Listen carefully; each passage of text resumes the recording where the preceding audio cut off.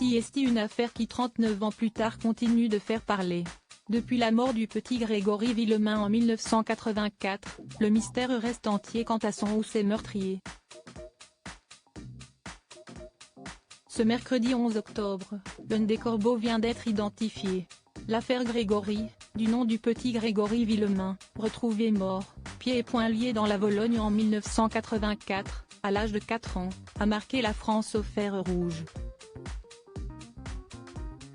Une histoire mystérieuse sur fond de guerre familiale, décortiquée notamment dans le documentaire Netflix, Grégory.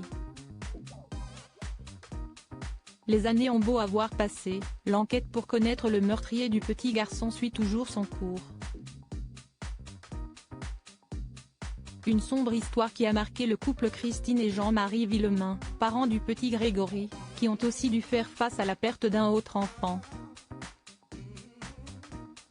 Ce mercredi 11 octobre, une information détonnante vient d'être rapportée par Le Parisien, dans cette triste affaire. L'un des corbeaux, trahi par son ADN, a été identifié par la justice.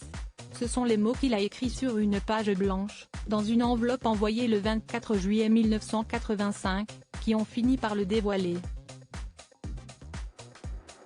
Je vous ferai, SIC, à nouveau votre peau à la famille Villemain, prochaine victime, Monique, avait-il écrit à l'époque, sous couvert d'anonymat, à l'attention de Monique et Albert Villemain, grands-parents du petit Grégory. Selon l'hebdomadaire Marianne, son auteur est désormais connu par la justice. CST dès le lendemain de la découverte du corps de l'enfant de 4 ans, qui a été enlevé alors qu'il jouait devant la maison de ses parents, que la famille reçoit une lettre anonyme revendiquant le crime. Mais jusqu'alors, le ou les auteurs de cette lettre n'avaient jamais été identifiés. Et alors qu'un arrêt avait innocenté complètement Christine Villemain, maman du petit Grégory, la cour d'appel de Dijon estimait en 1993 que la fameuse lettre avait été rédigée en caractères typographiques apparemment semblables à ceux de 1983. Cette lettre de 1983 était un courrier dans lequel le corbeau s'adressait au papa, Jean-Marie Villemain en ces termes, « Je vous ferai, SIC, votre peau à la famille Villemain ». Une femme reconnaît les faits, c'était il y a 39 ans et l'affaire Grégory demeure toujours un mystère. Mais si tout le monde près de ce clan semble se murer dans le silence, les parents de l'enfant avaient demandé il y a 2 ans de nouvelles expertises génétiques et notamment des recherches en ADN de parentèle, font savoir nos confrères.